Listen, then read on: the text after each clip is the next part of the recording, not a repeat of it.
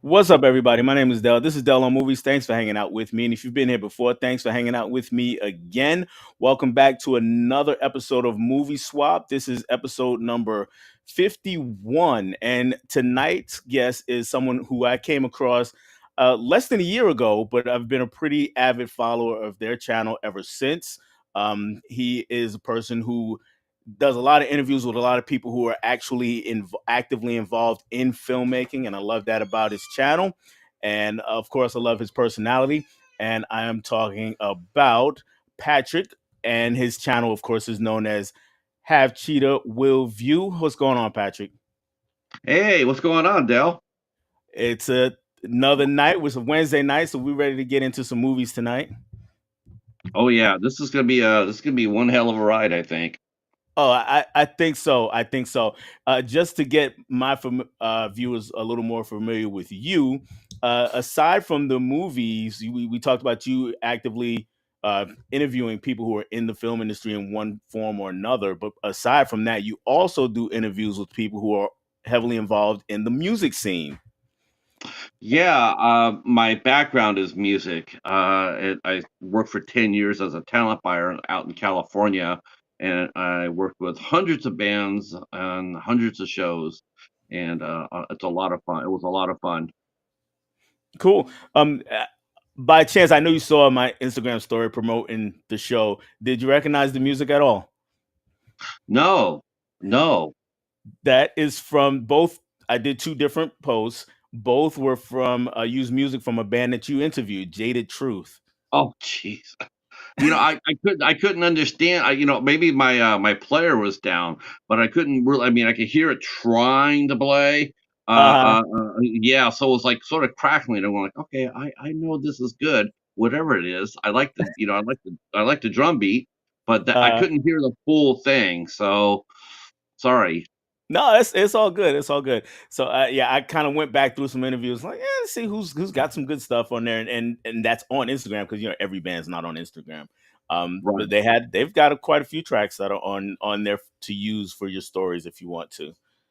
They're a great band too.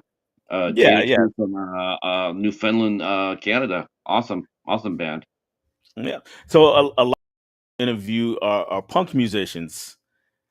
What's your background in punk specifically, Well, or do you have one? actually, yeah, actually, punk rock was actually sort of my specialty, punk rock and alternative. And I booked a lot of bands that way. Bands.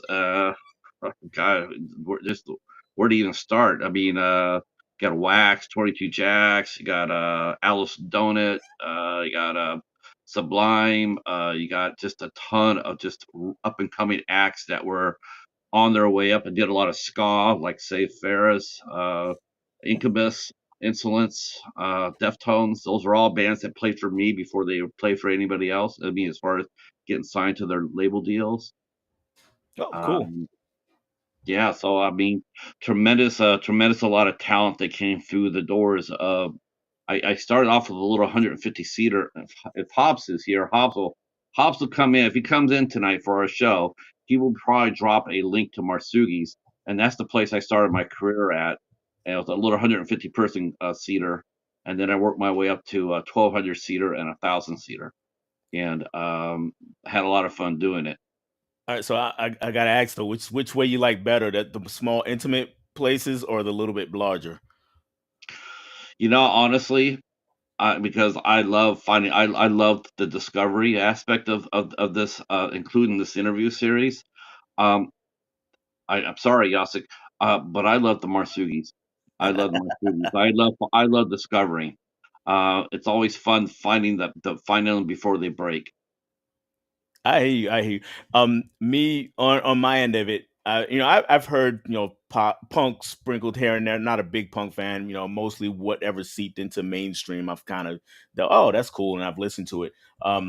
But just going back with the size of the venues, the best concert to me, the best concert that I've ever been to this day was way back. This was Ice Cube after he went solo, and the club, it couldn't have been much bigger than my apartment, which isn't very very large. And I'm like 20 feet from Ice Cube, but between him and I and those 20 feet, it's like 500 people. They were all, Mhm. piled in on top of each other. Of course, this was way, way, way pre-COVID days, but Right. and for me, it was intimate, but everybody's in there together. And Ice Cube was like right here, and that was for me, uh, probably the best concert that I've ever seen. And I've been to concerts in much, much, much larger places and seen artists who were as big and bigger than him, but that was really my most fun time. Oh, yeah, those small shows, those small intimate shows, they're the best. Yo, They're absolutely the best. oh yeah, Um, Especially the ones like, Prince was really famous for after he'd do a concert, like, he'd be doing a major stadium gig, and then afterwards, he would always go to a small club and oh yeah, play. yeah, And, I remember I had a show in San Jose, and I heard that he was gonna play at this place called Slim's, and I could get in because back then, we looked out for each other. So I'm excited about that. But my boss calls me up and he says, you can't go to that concert because you got one you got to finish off. You got to take care of what's on your plate. So that was probably the closest I ever got to seeing a Prince concert. Yeah, man, but he was right. I had a show that night, and it was my responsibility. So, but yeah, when they said there, say, yeah, we're gonna go see Prince after the after this band's done playing. And it's like, okay, oh, but then I couldn't. So man. it's okay. It happens. Yeah, it does. I'm a huge Prince fan too, and I've never gotten to see him live, even though he played at a venue like 5 minutes from my house at the time where I lived. And I just couldn't get tickets. It was expensive, too expensive for me at the time. And but it was so close that you could hear it from my yard, from my backyard. Oh, So I got to hear most of the concert from from my backyard. Be but I couldn't actually see him at all because he's down the road. But it was pretty loud. So that's the closest that I came to seeing Prince. well, you got closer than me. But, yeah, I saw Ice Cube once. I saw him play, at a festival called Gathering of the Tribes, and I got to Mhm. hear Ice Cube play, that he's a great performer live. Yeah, he was great. He was back then when he was hungry. Yeah, yeah, that's when I saw him. Like I said, he had just gone solo when I saw him. So and yeah, we had a great time with that. Let's switch over to the movie. You seem to be hooked in with a lot of people who are, like I said, actively making films. How did that come about, or how did you make some of those connections? Well, I started writing a blog, uh, and this ties into the movie we'll be talking about later on too. So my wife was really sick about 11 years ago. Well, longer than that. She got really, really sick, and I started my blog as a way to write out what was going on with us, and so that was my way of venting. And so, after she passed in 2013, I was still writing the blog. I still had a lot to say about it. But I realized that people weren't just going to keep coming over just to keep on reading that life sucks and I hurt, and Right, nobody's going to keep doing it. So I decided I was going to make the blog into something more fun and creative. So I started with doing film reviews, and I had a friend of mine named Sean King to help me out with that. And so I started doing it, and then I said, I want to review movies. And Sean is a film director, and he says you can review mine. So I did. I reviewed Sean's movie, which is called Jurassic City, and I went and picked up a copy of it, came home, watched it, and I reviewed it. It was great. And then later on, I said, I want to talk to people. So I just started asking people if they wanted to talk. Like, hey, would you like to interview with me? And some people said yes, some people said no. And what I would do is I would send them, 8 to 12 questions, and I would have them answer me back in detail. And then I would put pictures up them with whoever they were, what town they were at, and whatnot. I got the idea for the format from a magazine, a punk magazine, called Flipside, that was in Southern California, and they have questions they would ask these different punk bands, and so I used that format for my interview series, and it took off. I started getting more and more people starting to say yes, and a lot less people saying no. Cool. Then I got into YouTube. Sorry, I'm just dragging along. No, go for it. I got into YouTube, and then I started the Midnight Hour show with Hobbs Horror, and I said, we could do this interview thing here. And so we got a few people over there, and then I go on. Then I said I could get a few of those people to come over to my channel. So so I started. Moved 8 questions from my blog to my YouTube channel, and so far we've done well over 500 of them. Wow. 400, I mean, almost 600 of them. Wow. Um, yeah, it's been a lot of fun. A lot of fun. Yeah, I enjoy watching them as I'm in your chat. Every chance I get. If I'm not there, it's because I just can't be for whatever reason. So I enjoy being there and listening to people who are out there making it happen. They're making films. I mean, just just so people in the audience are clear, he's not interviewing Christopher Nolan and Scorsese or anything like that. But these are people who are out there trying to make films. Some of them are making a living at it. Some of them are trying to get there, and but they do have insight into the craft and into the things that they've experienced. And some have had more success than others and have come close with the Nolans and the Scorseses, and some have not. But they're all interesting to listen to. So I appreciate your channel for that. You and your channel for that. Um, oh, thank you so much. And I always look forward to seeing you. I see you and Mike from Did You See That? You guys are always coming through. I know you guys are busy on work or on the, going to bed or whatnot. You always come through. Gizmo out in the chat there. He's a longtime supporter as well. I met him when when we were talking movies, and he's a terrific director in his own right. And one of the most interesting stories I've ever heard. I got to get him on my show because he's an amazing human being. Gizmo's Uh, great. yeah. Um, and I want to say to all the new people out there who are, some of you I don't know, but some of Well, you I do. Thank you for coming by. I appreciate it. And thank you for supporting Dell and his great show. let's see who is out there so we can then get into the movies. And the first person, I'm actually really glad that this is the first person in the chat tonight. This is Steve Moody, fantastic supporter of the channel. I actually had a chance to meet Steve last week or earlier this week, actually. And he said, hey, he DM'd me one day. He said, hey, you know what? I got this box of movies. I'm not going to miss them. If you want them, they're yours. And so we met, and because he's not too far from where I am, and we exchanged. And I of what was exchanged. He was camera shy, and I didn't want to make him any more uncomfortable than he would have been already meeting a stranger somewhere. So he's not in the video. So if anybody's looking forward to seeing Steve's face, he's not in the video, but he did make a donation, and I've got a video coming out showing that. Hopefully that'll be up uh, by the time the end of the weekend gets here, because I know I've got other things to do between that and editing that and other things in real life. Um, so thank you again, Steve, for your support of the channel. Thank you for hanging out here. Thank you for the movies. Just thank you all around. And let's see who else is out here. Another person, if your chat is now official, if Holland is in it, and Holland is here. So, and he's saying what's up to us both.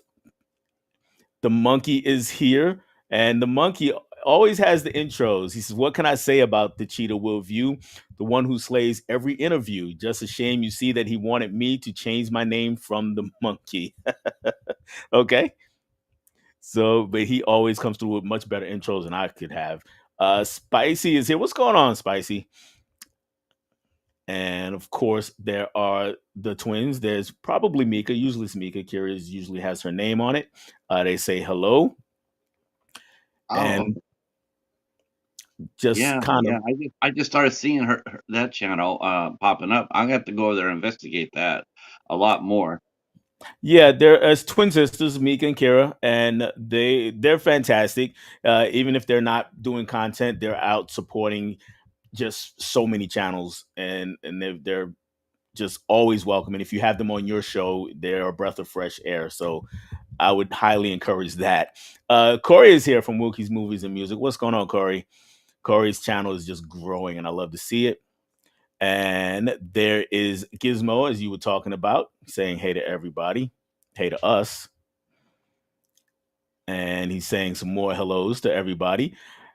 And let's see if anybody has anything else about us, or if anybody else popped in the monkey. My favorite interview Cheetah Will View did was with Fluff and Stuff, his best in my opinion. Yeah, she's an Australian channel, YouTube channel creator, and she is one of the nicest people. She is super cool. Fluff's all that.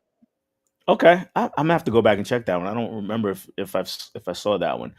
Giz says, Corey, me could get a single. Hey, but you put me, Reed, and Holland in the box together. That is sexistic of you. Sexistic. Okay, that's a new word. Not sure if I know that one.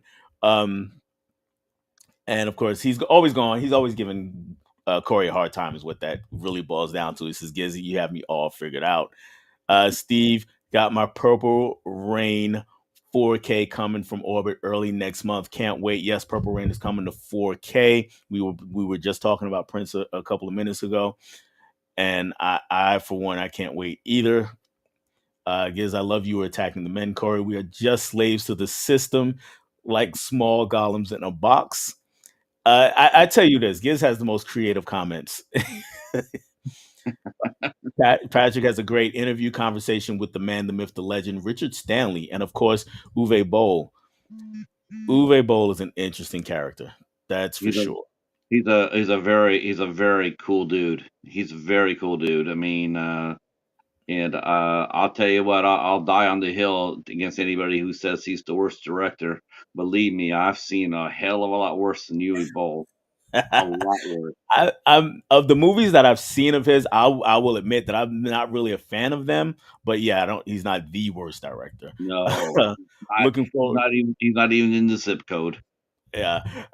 Mika, looking forward to checking out your channel. Cool.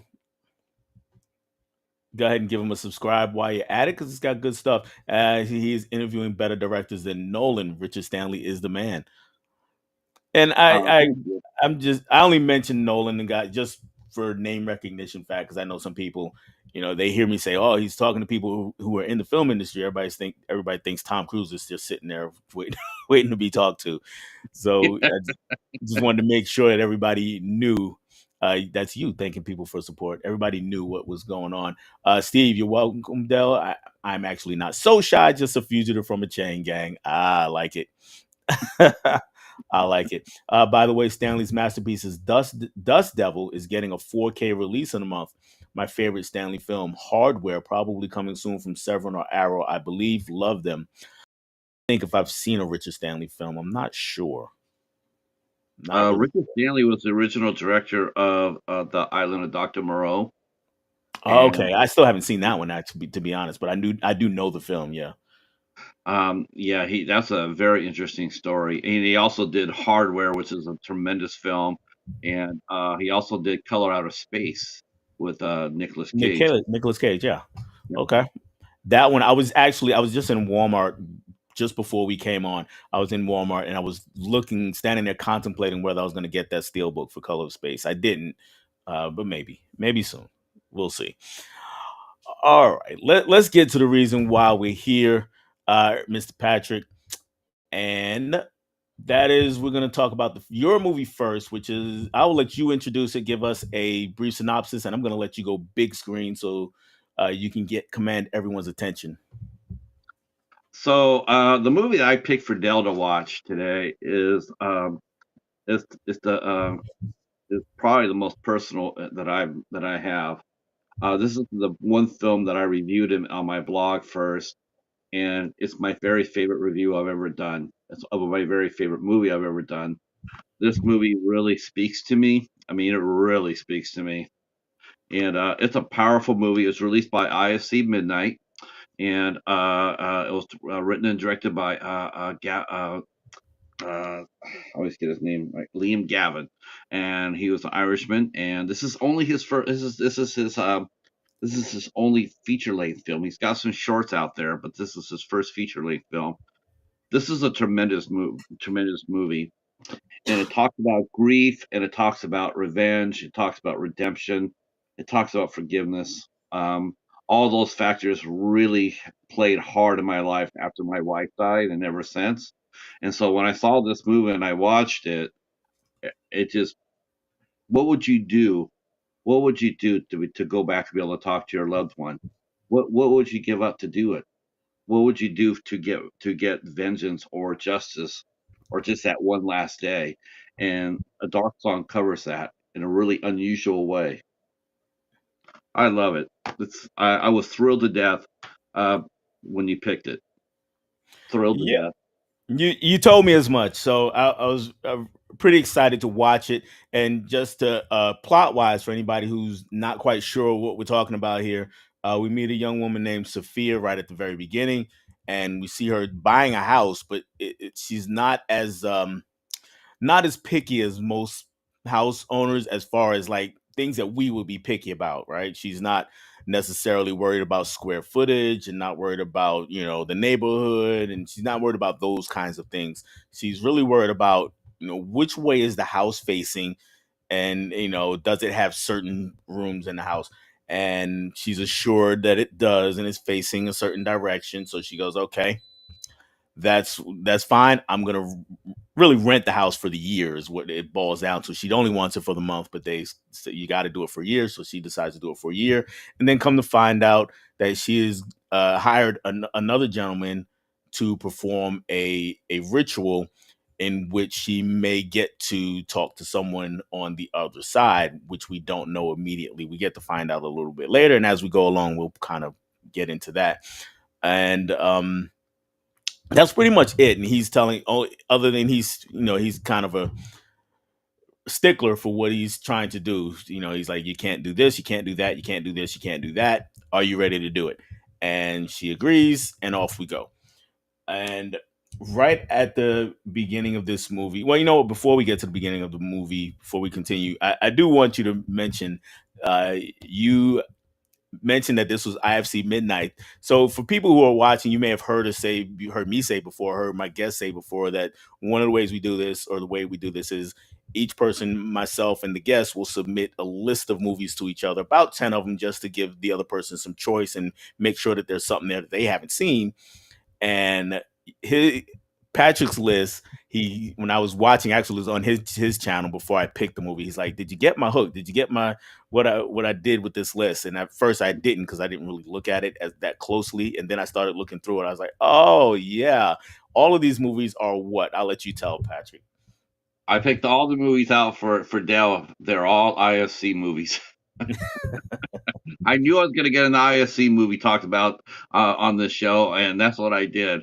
Um, I have, a lot of people collect all the boutique stuff. I collect IFC films, and I got about 270 of them now. And so I said, well, let me go over there and just pick out 10 that I think. I didn't tell you anything about the movies, and No, I even included a couple of stinkers in there. There's a couple in there they weren't all that. I mean, they're okay, but they're not the best. But right. they're interesting, and they would have made great conversations all in themselves. But I snuck this in at the last minute. This was the last movie I snuck in. I didn't think you would pick it. Yeah, I what I did, usually, because a lot of these movies I actually hadn't heard of, a few of them, like about half and half. So I hadn't heard of some of them. So I was like, you know what? Let me look at some trailers. So I started looking at trailers, and I said, okay, this is the one I'll pick. There were a couple of them that were kind of close, and I said, oh, let's go with this one, not knowing your connection to the film at all, really. No. And then after I picked it, then you told me, hey, that's my favorite movie, and I was like, oh, okay, cool, that's outstanding. I love for people to get to talk about their favorite movies.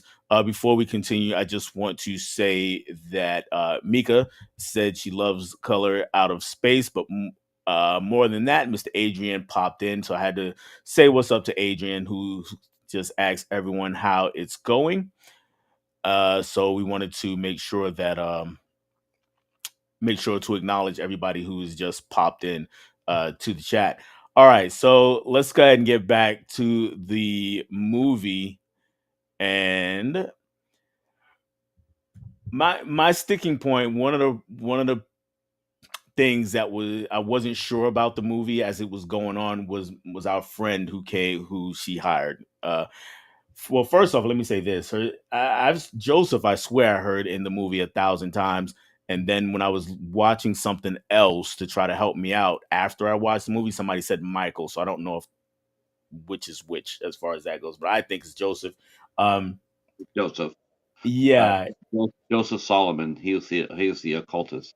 yeah, that's the name that I got. But then I don't know what I was watching. Somebody kept calling him Michael. But anyway, my first note on Joseph is that I put condescending slash smug, and I was having a lot of trouble with him. How'd you feel about Joseph, especially I at the didn't beginning? I didn't get that with him.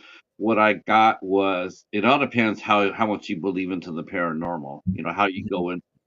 Me, I'm a believer into it. I believe it. So what I heard from him when he was talking about was also fear. I mean, he knew the forces that he was messing with, and he knew they had to be precise, otherwise they all go wrong. And Okay. that's the reason why he was really berating her, to try to get her to let her know that that's why he kept on yelling at her, Hmm. uh, Sophia, like because he had to be absolutely 1,000% sure that she had done everything that he had requested and had for all the right reasons because of the what they were going to be dealing with. So I just got like when he yelled, I didn't see it as anger so much as it was just fear, Hmm. Okay. caution. And I think for my first watch, since it was my first watch, that came through later in the movie. But early in the movie, I was more like, what is with this guy? Why is he like this? And if I'm gonna go through this experience, if I'm her, if I'm Sophia, is this the kind of person I want to go through it with me? Is this the person I want guiding me? Because I wasn't quite sure if he actually knew what he was doing, or he was just kind of take her for money or take her for whatever else he wanted to. And like I said, it took me a while to get warm up to him as a character. I'm not sure I ever fully warmed up to him, but to at least understand him better. Yeah. He mentioned to her too, like how many times had he done this? And I think what really was sold, like he was dealing with her, he was being honest with her, was the fact that he said this was only his third time doing it. Hmm. One worked, one didn't. This is the third. Most of these people that would try to scam you or what have you, they would come up there and say, I've done this 30, 50 times, 60 times, to make her have a sense of false security, like he knows what he's doing. But Right. the fact of the matter is, he goes up there and says, "This is only my third time I've attempted anything this dangerous." It really does tell you that he really is sincere. You Hmm. know, he's not gonna BS her. He's gonna tell her, "Hey, we are messing with things that we should not be messing with." Hmm. All honesty, and he did try to give her a way out, a couple of times. Like, are you sure this is the step you want to go to? And yes, it wasn't about the money for him. Right. He just didn't want to. He didn't want to get lost. Right, right. And yeah, for me it just took me a while to figure that out about him. Um and once I figured that out, I was like, okay, he really is sincere. He's not perfect because obviously he makes mistakes along the way. You mentioned honesty. Honesty was a huge theme in Yes. this movie.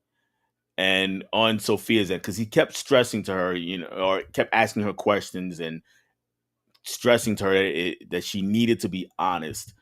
Mm. She wasn't always honest though. No. So how do you feel that guided the movie? I think the reason why I don't necessarily think it was so much just being dishonest as that she didn't quite understand.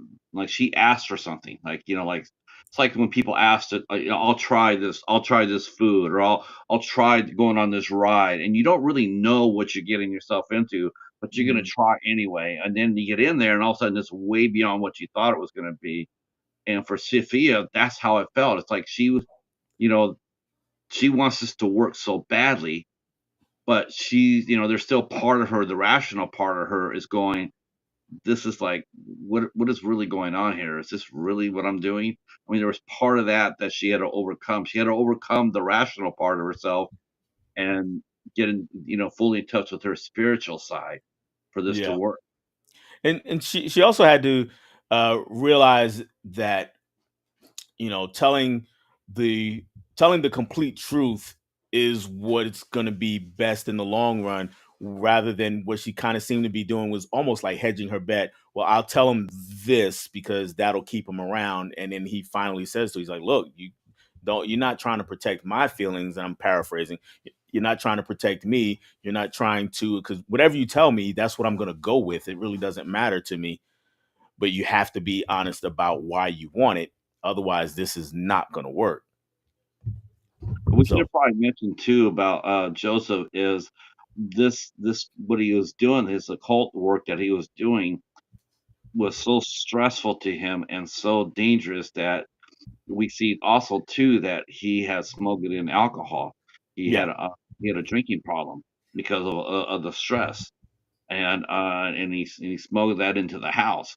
So he wasn't exactly being truthful with her about that either. You know, it was very you know, I don't think she probably would have liked the idea of knowing that he was still had alcohol in the house, and Mhm. that was interesting to see. Especially after all that he told her she had to do to be purified and ready for this process. I mean, Yeah, she couldn't have any alcohol. She couldn't have had any type of sex for, was it a month or something like that? something like And that. this Yeah. includes self gratification. She couldn't even do that, and she had to only eat certain foods for a certain amount of time. So yeah, him having that would definitely have, you know, broken the trust for sure between the two of them. And I think, well, as the movie goes on, I mean, yeah, every time he's not quite honest, or every time she finds something out about him, or he does something, that trust gets tested along the way. And then the other part of that is that there's always a consequence, and it took me a bit to catch on it. There's always a consequence when there is not a truth in the movie. Um, we should probably let's see. Yes, this is my very favorite ISC movie. Reed, this is it right here.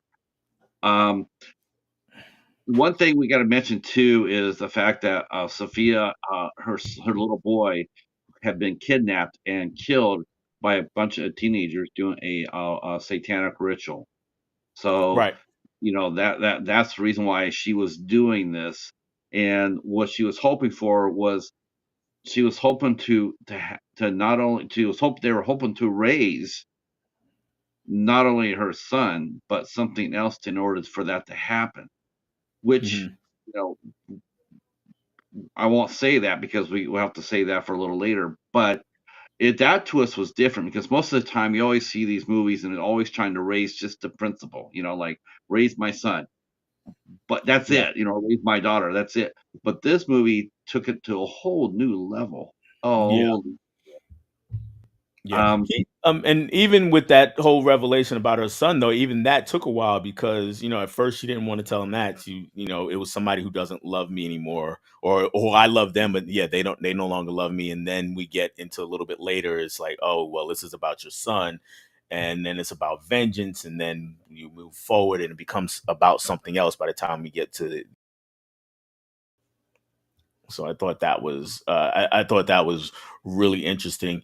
And Gibbs, we do have a comment about it. He says, "I have a dog song. Feels like an A24 film. I think I got it from the producer in Finland on Night Vision Festival."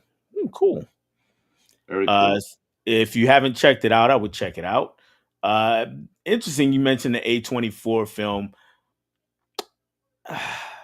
I don't know. What do you think about that? Does it feel like an A24 film? No, no, it's light years beyond what it's light years beyond what A24's put out, in my opinion. Okay. It really Okay. is. This is just, yeah. I mean, they're trying. I mean, but I don't think A24 has even come close to anything like this. To tell you the truth. I think A24 has become synonymous with what most people would consider what they're calling elevated horror. I hate that term, but most people are calling it that. So, and I think that's where Giz is kind of going with this. So, Yeah, I I would understand. definitely say it's elevated. Definitely say it's not your usual slasher, slash and dash, or Scream type of movie that has really basic bones to it. This is more like a thinking person's horror film, somebody who watches movies with their heart instead of just their eyes. Hmm. So this is where this movie. This is it's funny because I talked to Liam about this on Twitter, and because him and I because I asked him, is this a horror film or not? I mean, because I feel like to me, I feel like this is a spiritual film. Liam said that it was a horror film, a horror film, Hmm. but I don't know what I mean. That's I guess I could ask you that. It's like when you watched it, did you feel like you were watching a horror film, or did you feel like you were watching a spiritual film with horror elements? That's where I'm gonna flip it. I felt like I was watching a horror film with spiritual elements. Um, Now, on the surface, I'm gonna be honest, on the surface, when I watched it through, it took me a minute to figure out where they were going, what they were trying to do. And then I just kind of started looking around YouTube, seeing if other people were talking, other people had said about the movie. And then I got more of it out of it. And then I was able to think back and go, okay, yeah, that makes sense, and that makes sense, and that makes sense. So I get the spiritual elements of it, but I think it's still a horror movie for me. And a lot of horror I think deals with spiritual elements. Whether we're talking about The Exorcist or The Omen or even or movies that came out recently, Saint Maud, something like that. We do deal with a lot of spiritual elements, but it's still horror because of the events that take place in the film. Yeah, I mean, it definitely has it definitely has it. Like I said, it definitely has it. I just felt like the last 5-10 minutes of the movie is just like it just stood on its head. Something Yeah. something you're never gonna expect. I remember watching it for the first time, and I when I like that is way beyond driven. I've never Mhm. seen anything like this before ever, and the whole movie I never seen anything like it before. It was so good. It was Mhm. so Mhm. um, but we should do you want to mention about what did you think of the oh man, I'm not supposed to be asking questions No, here. yeah, yeah, go for it. Yeah, because it's Okay. my first Um, watch, so go for it. Go ahead and well, ask away.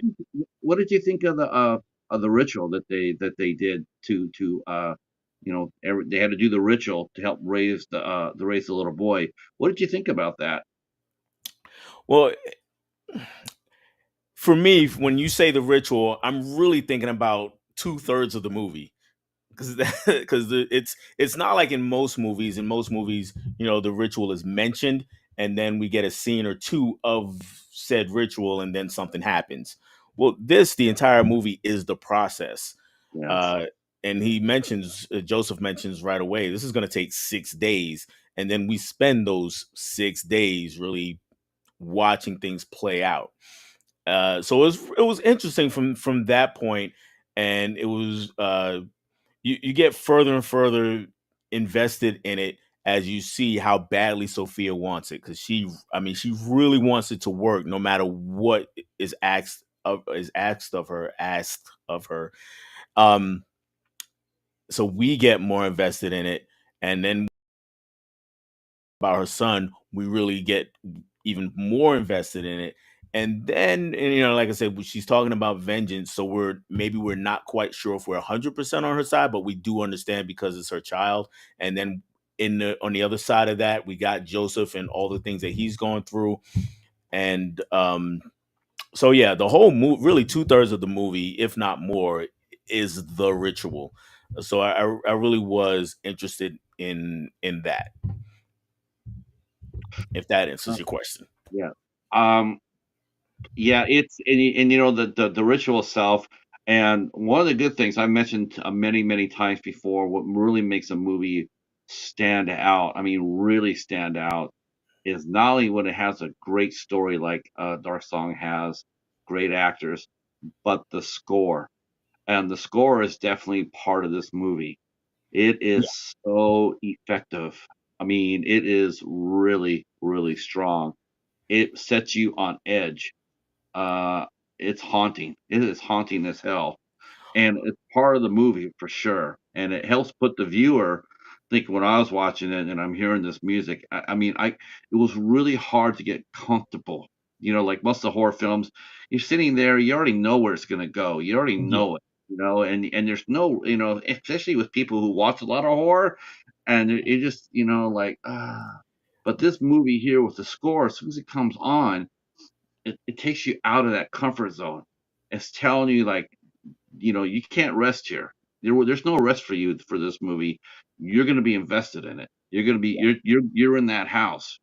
You're with Joseph and Sophia, whether you want to or not.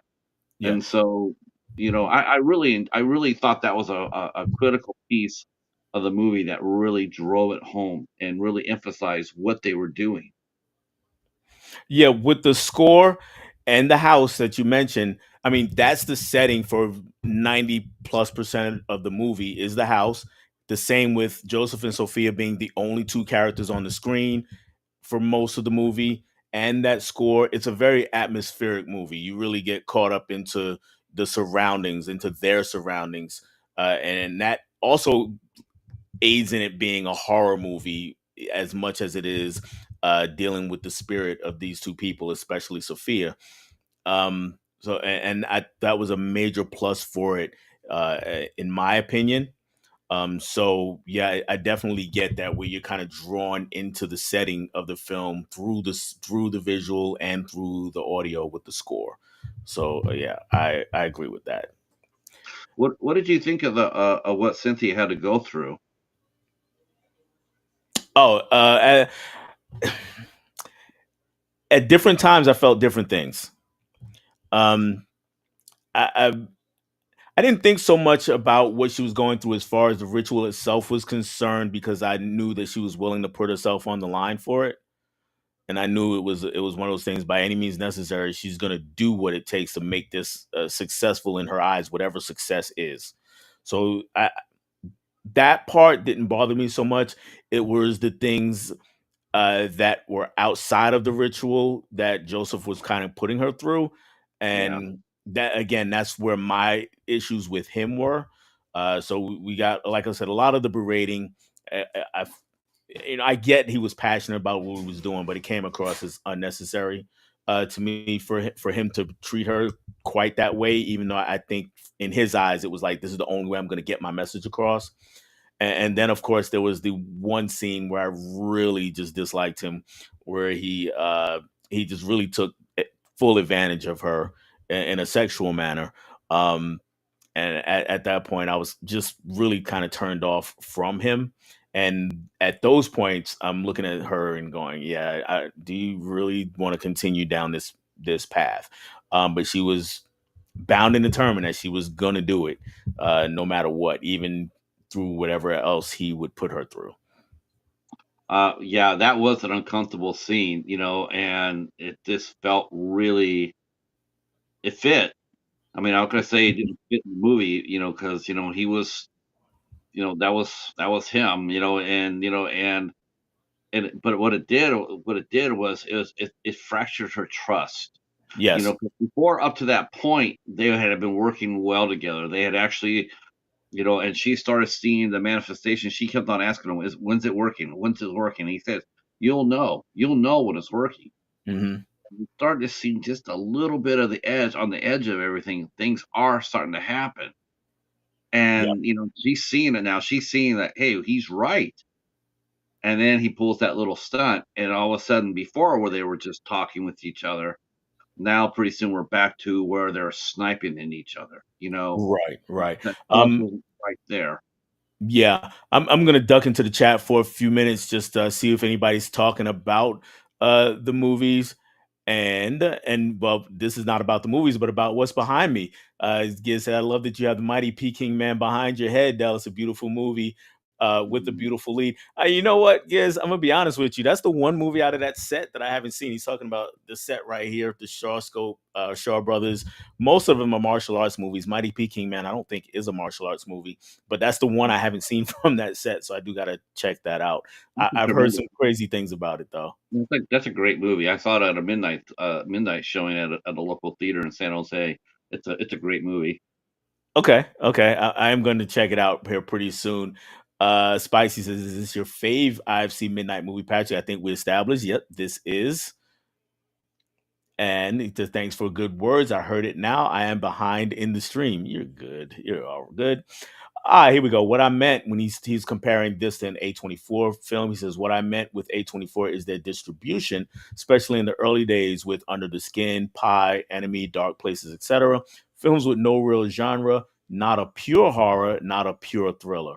Does that make sense to you, Patrick? Yeah, that makes sense. No, I got what he meant. Man, A24 early on in his day was really, really good. I mean, I'm mentioning, see some of the movies that he's mentioning here. Like I've seen Dark Places, I've seen Under the Skin, I've seen Remember. I've seen, I mean, the earlier movies they had were just tremendous. I think the first time I ever stumped on an A24 film, I absolutely hated it. I heard all this hype about it, and I wouldn't have watched it. It was a ghost story. Man, Oh, that thing hot them might, garbage. those might be fighting words. I actually like a ghost story. I really did. Um, I did see Under the Skin, Pie, and Enemy. I really do like all of those. I haven't seen Dark Places, but I do like those other three movies that he Good. mentioned. Yeah, Dark Places was real good. Yeah, yeah. Well, Mm. another day we'll have to talk about a ghost story, but I did enjoy that movie. All right. Yeah, I was like, man, I was just like, damn, this is it. This is what all the hype's about. Oh man, I was part of it too was when I saw it, what year I saw it. So Okay. that really helped shape the way I look at it. And like I'm probably not the most I was probably the wrong person to ask about that movie.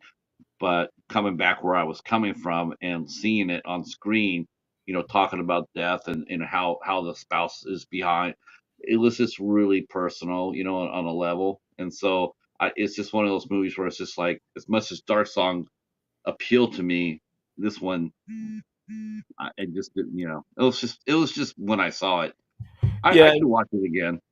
I yeah. should When watch we it. see a movie, it can drastically affect how we feel about it. I mean, it's just true. Perhaps we're not in a right place to enjoy a certain movie, or because of what's happening to us, we're just not feeling the movie, or what age we are, we're not feeling a movie. You get that a lot with movies that we liked as youngsters that we don't like now, and vice versa. So yeah, when we see a movie is definitely important. So I get it. That's no sweat off my back. Going back to A Dark Song, I'm just looking over here some of the notes I took. Um, we talked about Joseph and Sophia and their relationship to one another being fractured, and her always asking him when they are working together, well, when is it working? If it's working, how is it going to work? How much longer it's going to take? So she's asking those kind of questions all through the movie. And to I've given I've given Joseph a lot of crap so far, but to his credit, he saw things uh, as working, even if they were detrimental to him. Yes. Yeah, and as whenever something happens, for instance, we talked about the really uncomfortable scene, and then later on something happens to him, and he's recognizing, hey, that is more or less karma for what I did for me, but that also proves that, hey, this is working. We're going in the right direction. It's not one of those where, hey, there's something happened to me, I got to quit now and leave. Right. So would you agree with that? I agree with that 100%. And he tells that to Sophia, and he tells her, just keep doing what you're doing. And Sophia, she still has her doubts. And when she left the house after they before they started the ritual, they had circled the house with salt. Yeah. And Sophia comes out of the house, and she's leaving, and yet she's not. She comes right back to where she started from, and it's like, then she, I think that right there, of everything up to that point, I think that's when she realized that, okay, so this is going. And she Mhm. went back in there, and she starts hearing her son's voice. She starts hearing that, and and Joseph says, don't be fooled, because you Yeah. can be fooled. You don't want to invite something in that really shouldn't be here. And so and she's trying to maintain her own equilibrium. And things have happened in the house. Now things are coming to an end, and now and then hell breaks loose, so to speak. Oh yeah. um, and she's starting to she's not seeing exactly what she was hoping to see. No, no. And also, you mentioned about hearing the voices. It's a trope that's used in a lot of horror movies where the ghost or apparition or boogeyman, whoever is on the other side of said door, like 'cause she's hearing the voice through a door, and they use the voice of a loved one, and then that person falls for it, and then immediately gets killed or is put in a even more dangerous spot than they were in.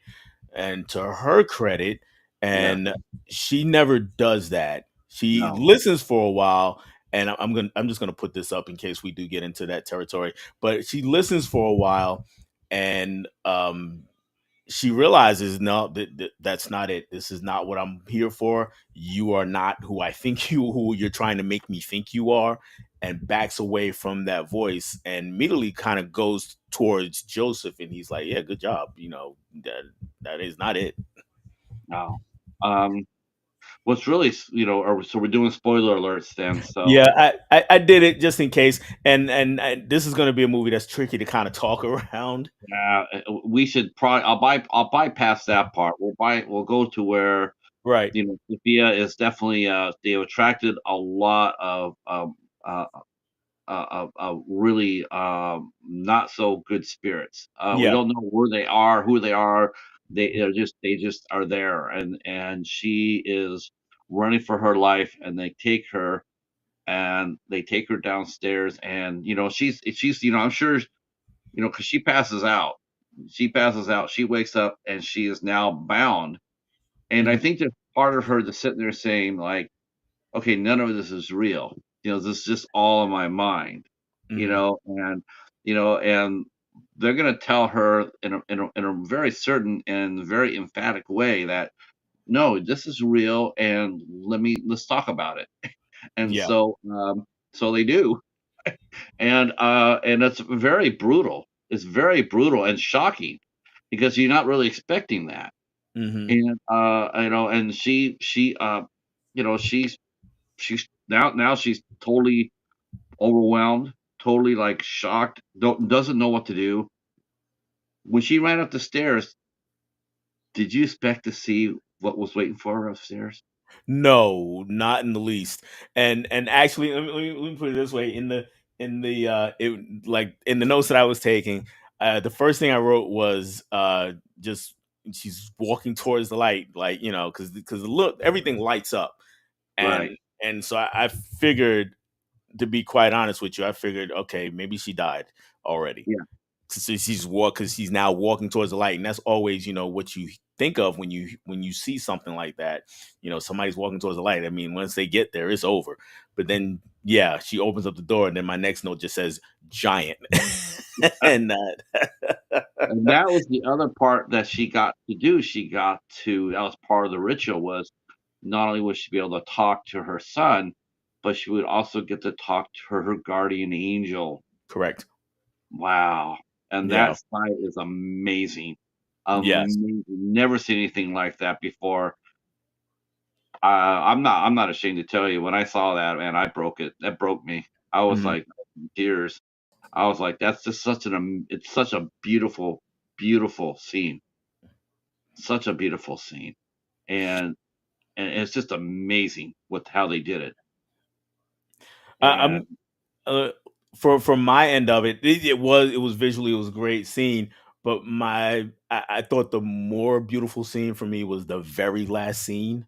That was the one for me because at that point it's like, okay, so we went through all this and we found some peace. yeah. And for me, that spoke a little more for me. And throughout the movie, and including that last scene, even though they're not exactly the same. But I felt a lot like I did when I watched the Babadook for the first time. So I don't know if you've seen the Babadook. Um, Yeah, where they're feeding it at the basement. yeah, yeah, yeah, yeah.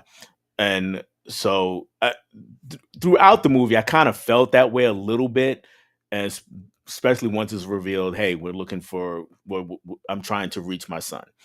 Um, and so when this movie ends the way it does, I still kind of got that because we were able to find some peace through all the madness that we went through, not necessarily plot points or anything like that. I think what really got me was, and it's worth mentioning, is because I mean, because it's something like it's the reason why this movie's personal.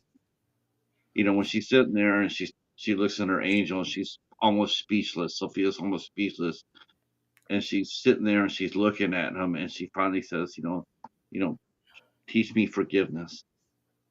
Man, I'm telling you, I could so relate to that. Even to today, I still struggle with that because of the rage I have, and like I told you guys, this is a very personal movie. Hmm. So all the rage I have, all the discomfort I have, all because this is, like when she said that, I totally could relate to what she was saying. I totally could relate to it, and I was like, wow, that's what I need. I need that, Hmm. and it was just like so powerful to me because it's a horror film too, and you're going like, like people watch movies and it's like, what's your like? I'll ask to chat this. We got 8 people in the chat. What's one movie that you can watch that it feels like it speaks to you? Like this movie is talking to you, nobody else but you. Hmm. Everybody has a movie like that. What's your movie, Dad? What's one movie that when you watched it that you felt like just like, holy shit, they get me. It gets me. For me, I mean, same thing is my favorite movie. Even though in my case, it's a more well known movie, but it's Do the Right Thing for me because everything about that movie is like, oh, that's how I Power. grew up for the most part, right? Yeah, So, but yeah, totally get that. Yeah, there's always everybody has that movie, right? That one that speaks to you more than any other movie does, and you possibly think that it was made specifically for you. So I get it. yeah. Um, totally get it. Um, anything else in the movie that we didn't Yeah, talk about no, that you want yeah. to touch on? For my closing, I'll just mention that I'll mention that the ritual that they used in that movie was 100% real. That was a real ritual that Liam used in the movie, and it was not Hollywood. It was not made up. That is a true ritual. Yeah, I And did come across that from like I said, I watched a couple of videos about it, and a few people were like, "Yeah, that's a real deal ritual." yeah, As as close as they could get to it for film. yeah, I think he probably took out well, I don't know what parts he took out or whatever, but for me anyway, it was sort of like playing with a loaded gun, 'cause those things, 'cause I believe in that shit.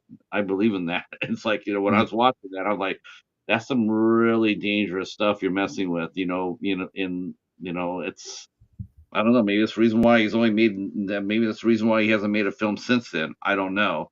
Is mhm. that all I know is that he played with some powerful forces to tell his story, and I, for one, am glad that he did it.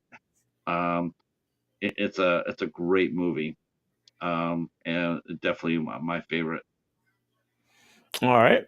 Well, let me get through my actual thoughts on the whole movie as a whole, and I will say that it is a movie that I enjoyed, and the more I thought about it, the more I read a little bit about it, and the more I watched uh, other people talk about the movie, and of course, hearing you now is the more I was able to appreciate the film. So I think I'm going to get more out of it on a second viewing. On a first viewing, I did enjoy it. It took a little while to get going for me. It was a little slow in some parts, And so I would totally get it if anybody watches it and says, "Oh, it's just too slow for me." I would Okay. understand that because Yeah. it is a slow burn for real, seriously slow burn. Once it picks up, once you get involved in the story, you don't notice the time. But if it doesn't draw you in fast enough, then I could see it being a little slow. Sure. Um, and again, my deal, why I would get more out of it on a second viewing is not so much Sophia because I got everything about her. I think it's Mm. more my relationship with Joseph. I would be able to see more of where he's coming from and be a little more sympathetic towards his character and empathetic with his character. So I think I would get more on a second viewing with it. As it stands, I did enjoy the film, so I'm welcoming a second viewing. So because sometimes you watch a movie and you realize you don't get everything, but it wasn't enjoyable enough to watch again. But in this case, it really was. So I really did enjoy this movie, and I'm glad I picked it out of the pack. I'm glad you enjoyed it. I really was hoping that you would like it, you know? I was like, this is not for everybody. Right. It's not for everybody, and, I was just hoping that you would, when I said, like, "This is awesome, you picked my favorite movie," I was really hoping that you would get into it.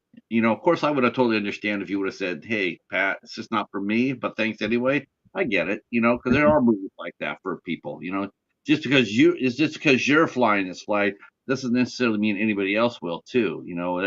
There is that risk, but I'm tickled that you did like it.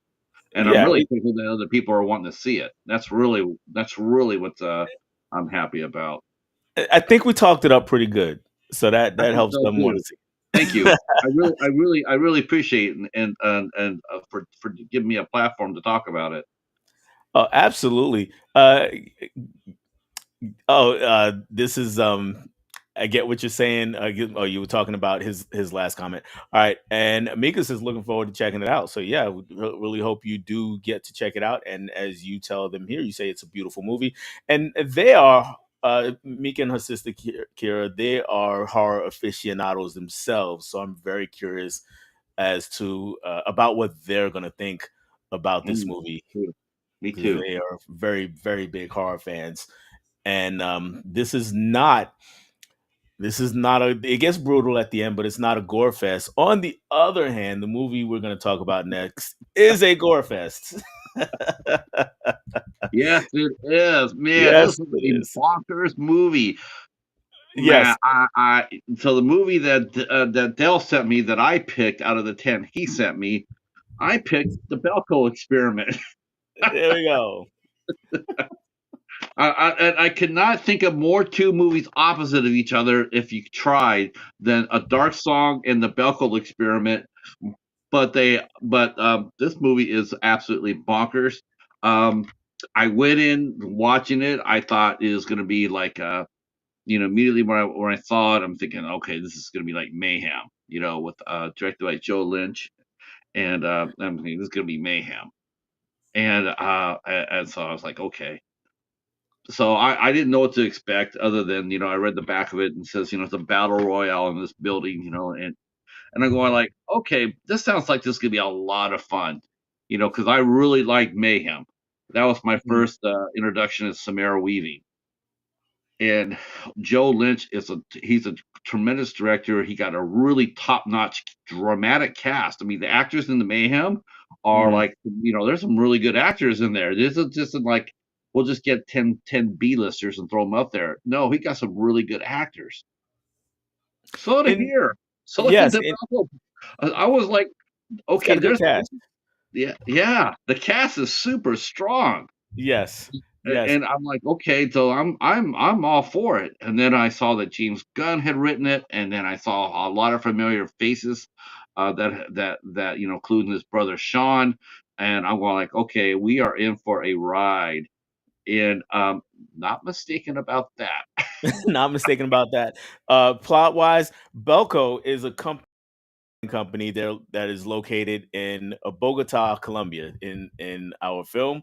Uh, and they basically hire Americans who are in Colombia and put them up in an apartment, give them a car, and let them work at Right? Belco. That's what they do. Yeah.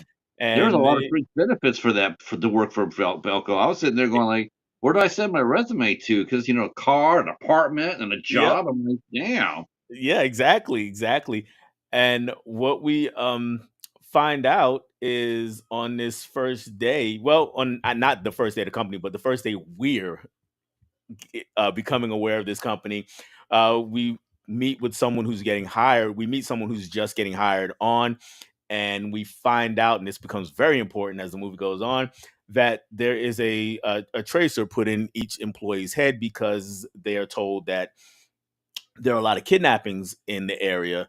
So if something were to happen to them, uh, they would be able to track them and find them.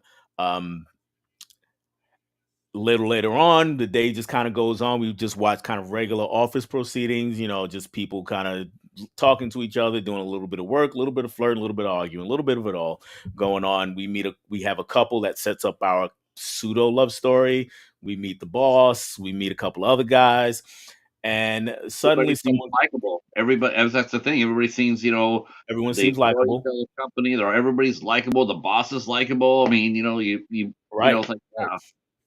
yeah, The boss, by the way, is played by Tony Goldwyn. If anybody is a fan of Scandal out there, he played the president in Scandal. He was the president of the United States. John C. McGinley is in here in a role very different than anything I've seen him in before. Uh, and you mentioned James Gunn's brother is here. Michael Rooker shows Michael up Root. here. Yeah, So we got a pretty strong cast, but someone comes on the loudspeaker, someone comes on the PA system and lets everybody know, says, "Hey, you have 2 hours to no 1 hour, excuse me, to kill two employees in the building. It doesn't matter which two people have to die within an hour. Otherwise, we're just going to start killing people at random. And to make sure that this happens, the building is sealed from the outside. All of a sudden, metal plates start going over every window in the building, and of course, people at first, not really sure how to take this, and some people take it seriously, some people think it's a joke, until people start actually dying, and this is where the tracer in your head comes in, because needless to say, two people are not killed right away. So the people who are in control of this say, okay, we're just going to start killing people, and they kill four people via the tracer in the head. We just got to pop and explode, the back of the head explodes. And then after that, the next thing we find out, okay, now that we're serious, you got 2 hours to kill 20 more 30 more people, excuse me, to kill 30 people. Otherwise, we're gonna kill 60. There's 80. We started with 80, so we're at right. 76 at this point. And then the movie just proceeds from there. Oh, So not knowing anything about this movie when that announcement was made, and well, Flo, let me ask this first: are you familiar with Battle Royale and oh of yeah, course the Hunger Games on the lighter end of it? So right. you did have that idea, and so what did you think when you heard this first announcement? Well, the movie that came to my mind wasn't Battle Royale at first. It was Mayhem at first, Okay, because it had the same corporate setting, whereas Battle Royale had high schools. That's high school right, kids. So I was sort of like Mayhem for me. But the big difference between this movie and Mayhem is this movie plays it straight. This this this plays it straight. I okay, mean, there's not very much humor into it. I mean, very, very thin humor. Whereas Mayhem, there's a lot of, there was Joe Lynch. He puts more humor into it. He puts more jokes, and it was, for a movie such as it was much more lighthearted, even though it was almost the same plot line. But the Belko experiment played it straight, and the music was really effective, and you can start feeling it. It was really interesting to seeing how so many people would just fall apart. That's what really got me. It was like 10 minutes ago, you're drinking a cup of coffee, yeah, and now you're sitting there going like, "All right, so who should we kill?" That's who they were. That's who. yeah, That's exactly. yeah. They say in a crisis, you see people's real personalities, Mhm. and that's really what we saw here. We saw that not everybody is all that calm and collected and smooth. Some people they thrive on chaos. They welcome it. Yeah, it's not a movie that you get a lot of character development, at least in a traditional sense. But yeah, like you say, it's once it becomes clear that this situation is indeed a real situation, it's like, oh, okay, we're drawing battle lines right now, right here, and one side is like, okay, whoever's in the way is going to get taken out, and the other side is kind of like, we're just trying to survive this and get around it without taking out people, without killing people. Well, you definitely the two main forces are, in this movie definitely are, Tony Goodwin's Barry, and Mhm. John Gallagher plays, Mike. he plays Mike. And so those two are the voices of reason, for both their sides. Like, you know, Barry wants to, like, we first he seems cool and calm, and he's soothing, and then we start seeing some small micro cracks in his personality. Mike, on the other hand, is, he's thinking rationally. It's like a rational person would do, but it's an unrational situation. Yeah. Normal things that you would do in a situation like that, like a fire, an earthquake, or whatever. What he does and what he says would work, but in this situation, it doesn't. And it's like the sooner that he wakes up and realizes that normal things won't work, maybe he and some of his coworkers might survive. Yeah. But Yeah. yeah, Yeah, and that's a lot of the movie is the battle of wills between those two entities, and then there's a third entity, the conspiracy theory guys, I call them. We got the guy, I forget his name, but he was the one that was up on the roof. He escaped to go smoke weed every time on the roof yeah, because John Gunn, yeah, his character, yeah.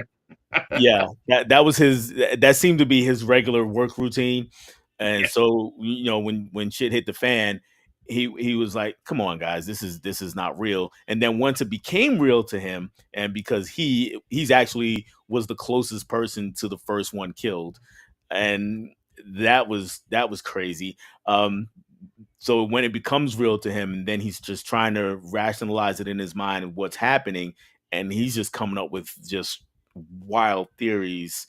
just you know, the, the water. the I water, mean, yeah, I would think that I would think of all the people that was like, if there was, if there was anything, like comic relief, it was his character. Like he was running around saying how, the water was all drugged up, and him and the yeah, other guy were running around emptying all the waters.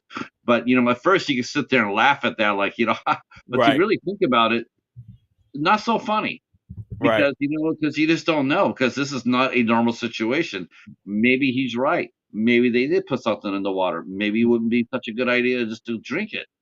Maybe it would be best just to make sure you drink just the bottled water, yep, yep.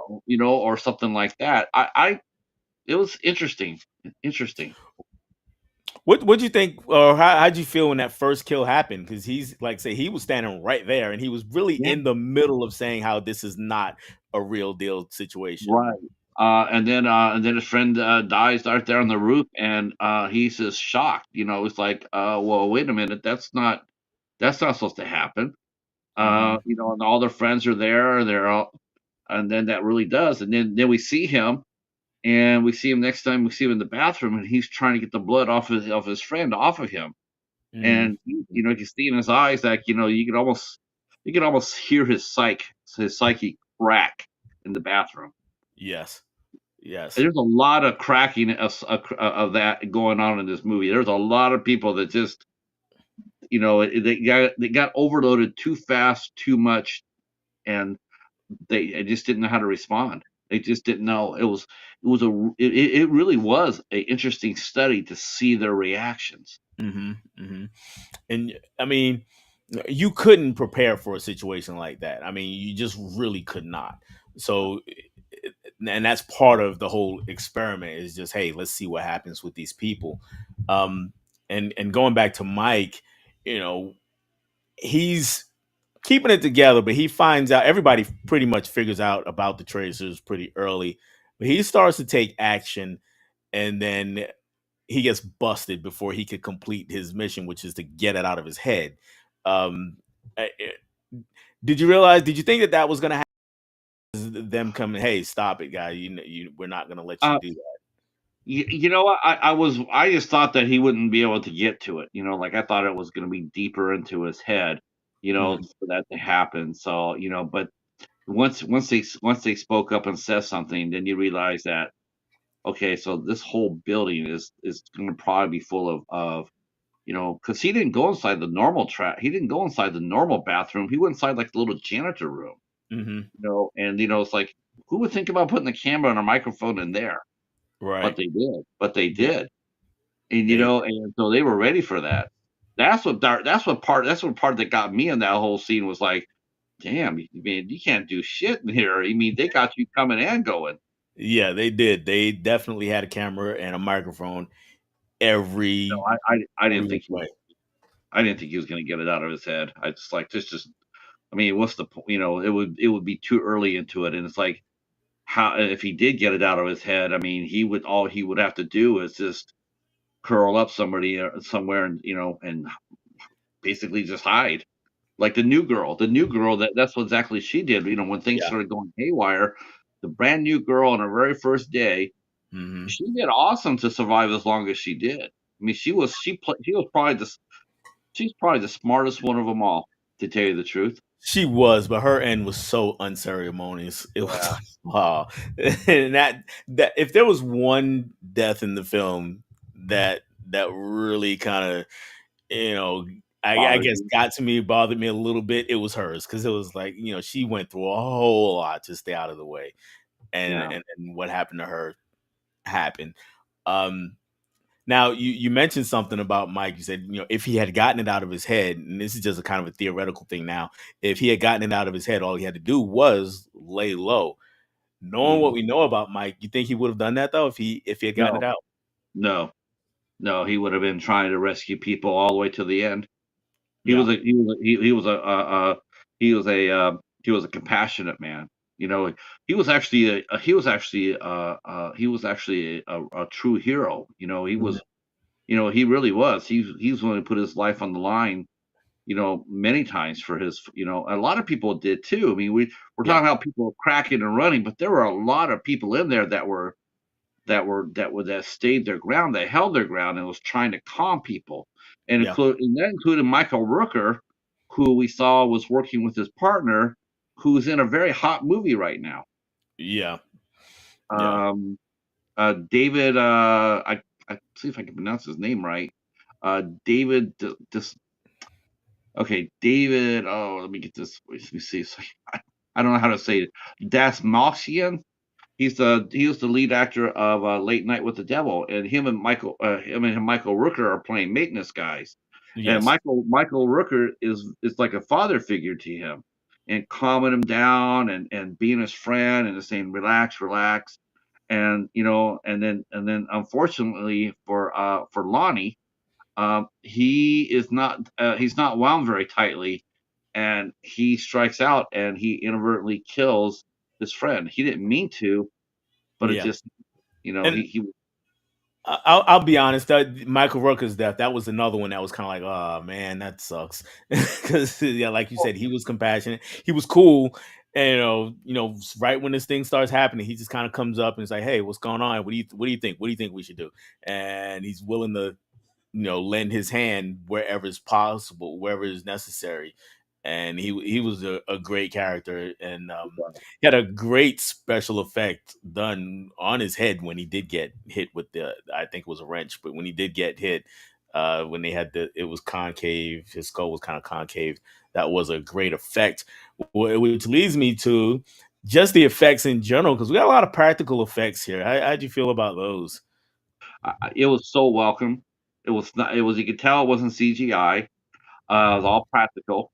Definitely up the enjoyment factor for me because it's like they took time to do that. You know that didn't. You know that takes time to put a squib on somebody and to you know film that way. You know, like if it doesn't go right, you got to go there and change them out and reset and reshoot the scene. Whereas Hmm. CGI, you'll just go in there you know we can scrub it and redo it. I appreciated the fact they used practical effects. I Yeah, thought it was I thought it added a lot to the movie, yeah, and so did I. I mean it So really does. A CGI in a movie like that really hurts it. It's not, you can tell CGI, it's not good. It takes down the movie. But with the Belko experiment, I thought the practical effects were one of the highlights. Yeah, I'm the same on that, and that was my one issue with a movie like Renfield we got last year. You know, we did there was a lot of practical effects. There was some in Renfield, but almost all of the blood was CGI, and it was Right. like all the CGI blood going everywhere. I was like, I know what? after they have Dan Crowley who did a lot of the costumes and makeups on that movie. He's an extraordinary gifted makeup artist, special effects artist, and have him do your movie for you, and then turn around and just like put CGI effects on it. Man, that just got me too. Yeah, and I think something you mentioned, if it doesn't go right, you got to scrub everything, redo it all. And I think that might have played a factor in this, big budget movie studio is time. Everybody's got to get everything done in a certain amount of time. Let me check in with the chat here real quick. And Mika says that Belko experiment is bonkers. Definitely a bloodbath. I enjoyed it. Glad you did. And Giz, I must leave you guys. Sleepy time. Belko experiment I saw in the US in 2016-17. Don't remember which year of the Scream Fest. Hope to see you soon. I saw the Fall Guy and Boy Poop World today on what was the rest of that? Boy Poop on what? Let me pull that one up. Sorry. Yep. Oh, that is the end of the comment. Okay. So good night, Giz. Thank you for popping in and really enjoyed having you here. I hope to see you next time. And of course, I'll often go to Giz's streams as well. So I'm looking forward to his next stream. And he often has some fun ones. And Straight and Brutal really shows how cutthroat people could become to save themselves. And we did talk about that. And I'm going to come back to that idea in a moment. Just going to get through his gigs. Okay, he saw it in cinema, and we'll see the new Monkey Ape War film next. Yes, I'm hoping to see that this weekend. Maybe not because Mother's Day. You know, my wife and I are both interested in it, but we just may not have time to do it this this weekend to watch it this weekend. Yes, hated how her character died. We're talking about the new hire. She managed to survive throughout for so long, and got your comment. Danny deserved a much better fate. All right, so going back to the idea of how people became so cutthroat. So we got a lesson in mob mentality a bit, or at least we got to see mob mentality at play, and it was interesting to me because on one hand I'm like, okay, yeah, I see why all you guys banded together, but then on the other hand, I'm like, you have to know that this can't end with all of you walking out together. You just common sense from the way this goes out. So how much are you really willing to follow another person? Well, it was funny. It's like they killed the first four, and then they didn't realize because I think they missed out on Michael Rooker's death. So the first five, and then they get together. I mean, look at how they all panicked and reacted for the four indiscriminate. Now they're come back. Now the voice comes back there and says, now you got to kill 30 of you in 2 hours. Right. Otherwise, we'll kill 60 of you. I mean, that right there. I mean, that that's that's really frightening right there. I mean, that's the part where you could actually see in real time their reaction could go that way. Like, okay, first of all, this is bullshit. It's a joke or what have you. Then all of a sudden, four people die, and all of a sudden, your mentality rate, all of a sudden, it's like, wow, they're not joking around. We can't get out of here. And all of a sudden, it's like now you're going to kill 30 in 2 hours, otherwise you're going to kill 60. Hmm. Then I could actually see the reactions of those people being more genuine. Like holy shit, and you start seeing that people grabbing knives and looking at each other suspiciously you know because of that mentality. Because they're like, it's like, well, if someone else dies and it's not me, that gets me closer to that 30. Maybe they'll let us go. Maybe that's all they want. Maybe that's all they want us to do is just Just let us go. They'll, if killing 30 means to saving 60, or actually it would be actually it would be saving 50 or Hmm. 46. Um, that's better than all of us dying. And Mm. that's why people are starting to look like, like they started looking at the older people. They started looking at the lower class jobs, like the cafeteria and the maintenance people and whatnot, housekeeping. You start looking at them like, like you're not valuable because you're just, you're emptying our trash can. Your life is not worth that much. Mine So is. I'm an executive. yep. So classism definitely came into play. Heavy, heavy. Definitely came into play. Now, when we get to the end of those 2 hours, though, they've only killed 29, and I guess that's a slight spoiler. But here's the question. I bring that up to ask you this question about Tony Goldwyn's character, who's again the CEO, who's kind of leading the charge of just let's kill 30 people to save the rest. Once that happens, we get to 29. They don't get to 30, so 31 more people have to be killed to get to 60. And of course, again, we see all these people who are just dying instantly.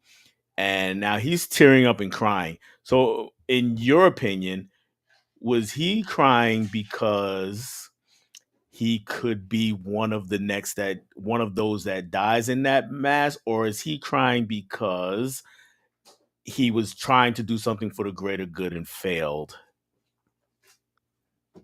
I think that's a really good question because part of me sits there and says, like John McGinley's character, he's batshit crazy. I knew he was batshit crazy. Yeah. He was doing a batshit crazy Dr. Cox. Um, for that. I mean, I didn't expect him to be the voice of reason. I knew that he'd be wacky, and he Right. didn't disappoint. Um, I think it was one of those things where initially I think he really did want to be the good guy. Like, okay. And then once he realized that that wasn't going to work, that they didn't care about him being a good guy, they only care that they followed the instructions. Mm. I think the light in his head flipped, and the one kill in the movie that really got me, that was really sad for me, was the one in effect was really keeping keeping it at bay, and that was the security guard, Evan. Yeah, I was gonna bring that up, but go ahead. When Barry says, "Well, you got to keep for the armory. I better keep it for safekeeping." Hmm. Now, and here he's sitting there going like, it's just I don't think that'd be such a good idea. Like introducing guns in this situation right here. I don't, Right. 'cause, you know, if you make it the playing field even for everybody, if you make it, maybe you're not so quick to go ahead and attack somebody. It's like, but you could do a lot of damage when you have a gun in your hand. And he's going like, no, I better keep that. Yeah. Well, I'm your boss. I'm your boss. Well, I quit. Yeah. Like I'm going to quit to save as many people as I can. Well, or at least try to find a way out of here. But I don't think introducing guns is the right way to, right. It's the right. It never is it? No. And then Barry, he just became calculating. It was like but was he evil? No, I didn't feel like he was evil. I just felt like he got pushed, and he just knew that he was being. There's nothing he could do about it, so he was going to go along with it. I mean, is like better you than me, that Yeah. type of mentality, and I can't really say that's a evil emotion. I think that most everybody put in his position would have did the same damn thing. Yeah, he definitely got self preservation, going. That's for sure. I was gonna say about the security guard, and pretty much what you were saying. He was really trying to do the right thing, and he was like, "Hey, look, we're not just gonna bring a bunch of guns into this because that's just gonna make it worse."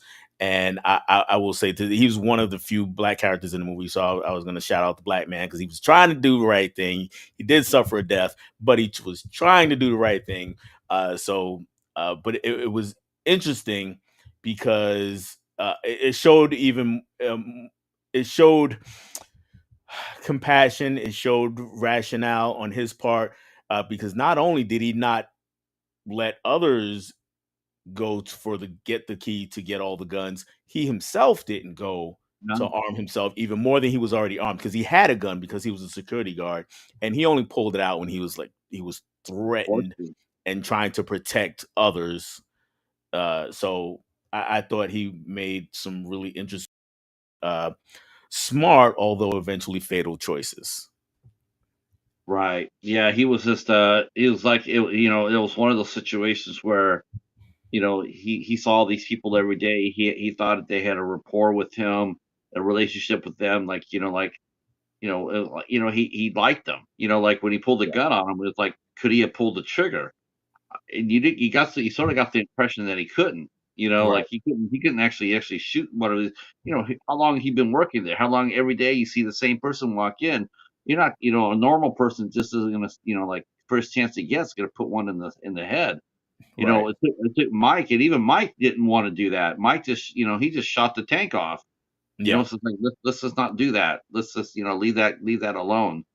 Um, and I think Barry at the time thought he was being the leader still, and he just, his fear over, his self-preservation overcame his rational thought, and Mike became basically the rational thinker of the group. Right. Right. Um, let's go ahead and talk about Mike then, a little bit more. And we talked about him a bit, and you know what, I'm gonna save him for a couple of more minutes because I do want to talk about something else first. I'm coming back to Mike though. Uh, but we have Mike's girlfriend, and they actually don't see eye to eye on how to handle the situation at the beginning. But Right. she's not quite on Barry's side either. She's somewhere in between. So i- is she a conduit? Is she an audience conduit, or is someone else that for us? I mean, could she be seen as? I mean, could she be seen as, like because Mike was, it was almost to a fault, that Mike was, I can understand him being the first four people being that rationale, like, hey, but I think after the four were dead, and then they said that, hey, the 60, 60, 30, you got to die. Like I said, I think your self preservation kicks in at that time. Mhm. And I start thinking, like, either, it's an 8-story building, not 10-story building, whatever it is. And the one thing you're thinking more than anything else is, one, to me, one, grab a gun, two, find someplace that no one else knows about, and just wait it the hell out. Mhm. You're not being a coward. You're not being a coward, but you're not a hero. You just, you try to, find someplace quiet. Try to look for cameras. Try to look for microphones or something like that. Try to, they can't cover everywhere. They couldn't. They just, Right. like downstairs in the piping. I never got the impression that they were down there looking there either. Because who in the hell is going to go running down in the basement? Because you're going to be trapped down there. I don't necessarily think that's the place you want. I don't think they would have mic'd it or cambered it. Mhm. Um, and only say that is because they didn't mention, like, when Mike died, or remember, let's see, they killed Lonnie too. So that was actually six. They killed four indiscriminately, and then Danny's killed Lonnie. So Wow, okay, I'm trying to man, think back. Was that after the second announcement, the kill 30 announcement, or was that before it that might have though? been, it might have been because they were looking at each other really strange. So I think it was after the 30. Yeah, Mhm. 30. Mhm. Um, yeah. I just don't know if Mike. I mean, they played him off a little bit, sort of like too much of a white knight. I think Yeah. it would have been better off for them to, like, because even Danny's the girl, she acted in her self preservation and she killed Lonnie. Right. Okay, well, I can see that. That's exactly what I can see. And to me, I think showing Mike shooting somebody, or killing somebody. earlier, I think it shows that he's human, not just a white knight. Like, no, no, we can't kill everybody. We're gonna rush up to the roof and throw up our sign. You know, Mhm. uh, it's like after a while, you got to realize that that ain't gonna work. You got to start thinking about something more dark and more menacing, and more realistic. These people have your number. You're gonna have to play their game. Mhm. It's just unfortunate, but that's the only way you're gonna get out alive. Right. All right. Um, So well, let's go ahead and just continue with Mike then. So you mentioned about him being a white knight, and that is, I mean, that's what they had him there for. But eventually, and I'm just going to put this part up right here. But eventually, he does kill someone. He winds up killing someone. Now, watching it back through this time, because I've seen this movie a few times before, but watching it back through this time, one of the things I realized was that they play the moment that he actually kills somebody like his hero moment. It's like, yeah. okay, he this is the time when he fully becomes the hero. What Uh, so what is that actually saying? That's where I had a yeah, little bit of trouble. like to me, it's like with where they announce to people, like okay, there are now 16 of you, and here's and if you have, for the kill count. I think more right there than anything. It's like okay, you've gone as far as you can, as far as staying getting your hands bloody, but it's like you're gonna have to be aggressive. Mhm. You know, even his girlfriend got busy. She Right. killed what? She killed 3 people, I think? He killed a couple, yeah, at least a couple. Yeah. She wasted John McGinley, Mhm. and she wasted, Owen Wayman's character, that's the guy who I felt really sorry for too. And that was Owen Yeoman, and he played Terry. I felt sorry for Terry because Terry was in a really bad spot. He was Mike's friend, good friend, Australian, and really good, nice guy. And then he just got, I think at the end, he didn't want to kill anybody. He didn't want to die, and he just wanted to follow somebody. Mhm. That he Mhm. followed Barry. He was not an independent thinker. He wanted to be told what to do, when to do it, and how to do it. And so I sort of felt sorry for him too. Like he says, Mike told me to give him his gun, and I didn't do it, and he starts crying because it's not. It's like he's fighting with himself. It's like I don't want to do that, but like if I get caught handing you this gun, if I got caught doing that, I'm dead. I'm Yeah. absolutely dead. I mean, it's like, so, again, the self-preservation's kicking in, and it's like, and he says, I didn't want to do it. I don't want to shoot anybody. I'm just, you know, but I'll be honest with you. I didn't shed any tears when he died. No. And side note for the John C. McGinley death, that was pretty that was really graphic. Yeah. That was But you rough. know what though? You had to kill him that way because at Yeah. this point you just want him to die in the most ugliest way. It's like, oh, that guy deserves to die, and I don't want to see him die by a single bullet either. I want, like they killed those other 2 people that were shooting. Remember, they got him down in the basement on the ground Mhm. floor, and they basically tore him apart. Yeah, they stomped him apart, stomped Yeah. him out really. So that's what you wanted to see for John C. McGinley's character. You wanted to see him die in the same manner. It frustrates me sometimes when I see in a movie like this. It's like the bad guy after doing all that damage, he gets shot with a single bullet, and you're going like, "Oh, I wouldn't do that. I got a Glock has 17 shells. I'm putting 5 in each knee. I'm not letting. You're not getting away that easy." Right. Yeah, no, no, I'm not saying I like torture, but if you're going around doing that sort of shit, then I'm not in a hurry to end your suffering, you know? Yeah, for all that they've done, their death wasn't satisfactory. Yeah. I mean, Yeah. you wanted them to suffer in the worst possible way, because there were some of them that were bloodthirsty. Once they got a gun in their hand and they had the power, like when Barry was killing everybody in the line. and Oh there's man. Jonathan McGinley coming behind him counting. I Yes. mean, you're just sitting there going like, "Oh, your number's coming up." Yeah, and you know what? It wasn't even the fact that he was just counting, it was the way he was counting. It was just so cold. Boom, 4, boom, 5, boom, 6. Right, It was almost like he was, counting, like just handing counting how many marbles he was handing out to kids. It was, he was just that, just motionless about it, and he's just here. That's just another one. We just got to get to 30, no matter what. And right. so, yeah, I think that was a big part of why we would feel that way about him when he finally got his uh comeuppance. Yes. Uh, yeah. What did you think about Barry? What are your thoughts about him?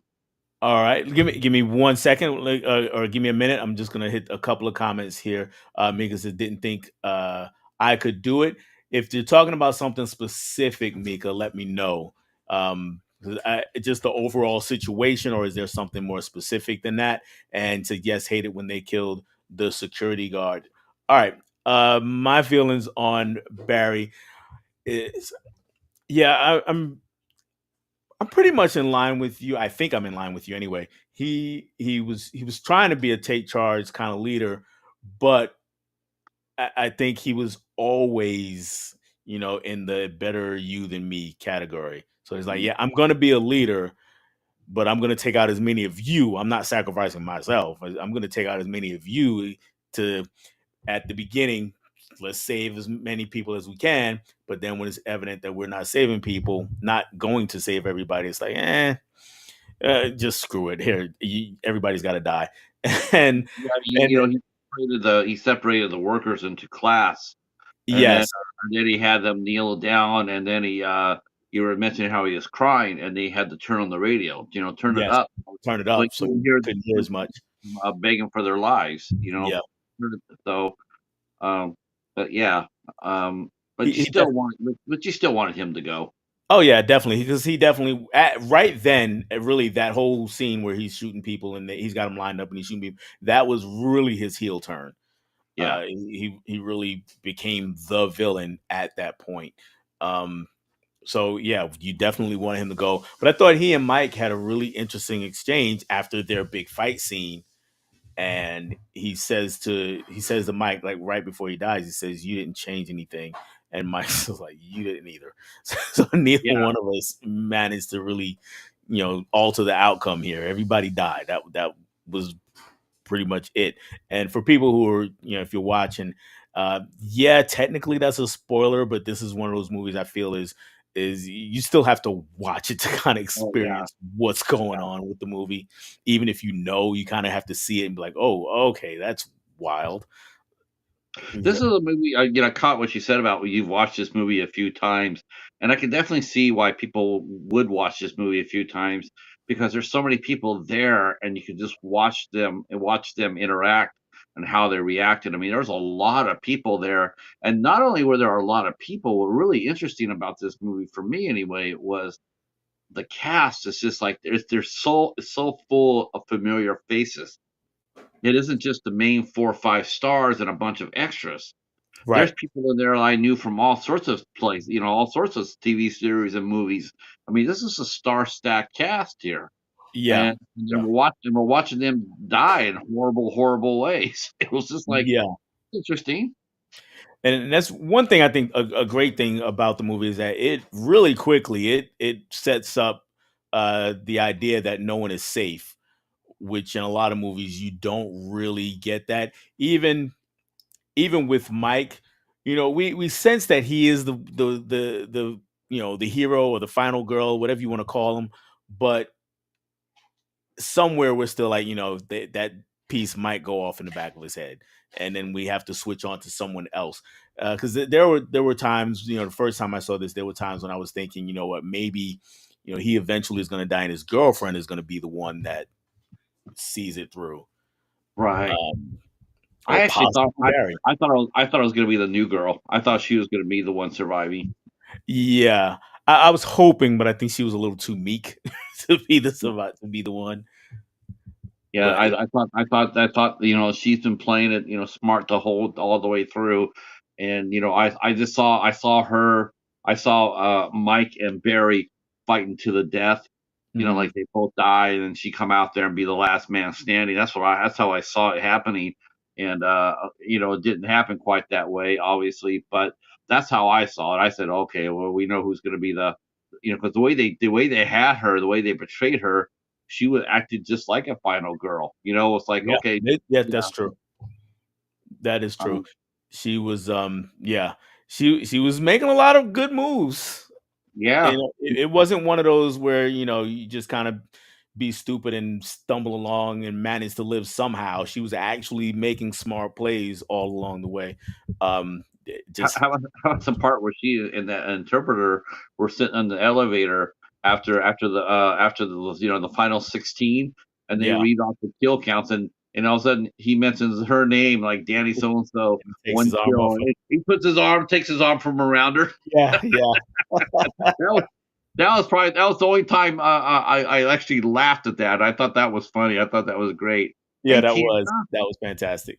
That was fantastic. I do have someone new who popped in here. Tiana, who's another Uh, fantastic supporter. Love Tiana. She says, "Hey to everyone. Hey Tiana, I'm glad you made it." I Um, love her channel. yes, she put out a couple of videos. Well, she put out a video yesterday. I think yesterday. I did watch the video. She had a big April haul, and I'm gonna say this. I can't do what she did, which was she went basically given the dates of the things she when she bought things. That was just blew my mind. And Miko talking about, she says, I could not, don't think I could do the whole situation, take people out. Understood. Definitely understood. All right. So we're going to go ahead and get ready to wrap this all up. So, Pat, I'm going to turn it over to you. And just to give your overall final thoughts the same way I did, just if you liked it, if you didn't like it, how much you liked it, or I anything else love you want to talk about. Go I for it. loved it. I thought this was a brilliant movie to pick. I loved it. I thought it was really fun. Um, it was what I really liked about it was he played it straight. It wasn't played for laughs. It wasn't any silly kills. Like a coat hanger up, in the ear or anything like that. It played it straight. It had some really.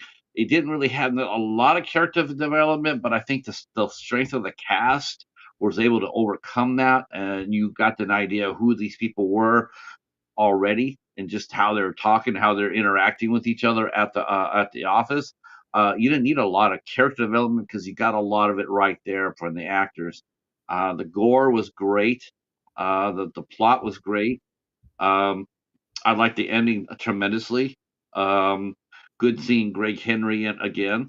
I was a little bit bummed about how that ended, because I wanted to find out more about the voice. Yeah, Like when we saw the voice, um, we finally come face to face. His right side of his face is been burned, and I was thinking, I really want to know what happened to that. It's okay. How did that happen?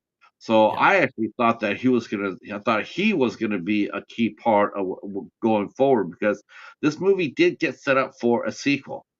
absolutely. It definitely got set up for a sequel, and I really wanted to know how he was going to be a part of that. But then they decided to go a different direction, and that was a little disappointing, to be honest with you. Um, but I do think that I did like this movie tremendously. I thought it was like I said, a lot of fun, and something to think about. This is a movie you could definitely watch over and over again. It's an action thriller. It's also a horror film. Um, Mhm. and I totally recommend it, watching it. And yeah, I did. I thought it was awesome. Cool. Very glad that you enjoyed this movie. It is a fun watch. That there's no doubt about that. Um, only thing I did have one more question about the movie, and I don't know if there's really an answer. Well, let me hear what you have to say. My other question is, we said it touches on classism and we're separating people and mob mentality, but in the end, does the movie actually say anything? Well, yeah. I mean, it's. I mean, if you really think about it, just look at the people who survived. I mean, Mm, just based on the breakup of the races and the classism. mhm, Who ended up surviving? Two white guys. mhm. It's like, I mean, what does that tell us? It's like, white's going to survive anything, any sort of disaster like this going forward. Is that what it means? Because the majority's more, majority is us. I have to throw myself in there because I'm a cracker. Um, hey, I got to be just keeping it honest. I mean, and is that what they're trying to say? I mean, I know that when they withdrew the camera, we saw different nationalities and different races, and probably in the different earning level too. But we can't really worry about them because they're only talking about the Belko, Right.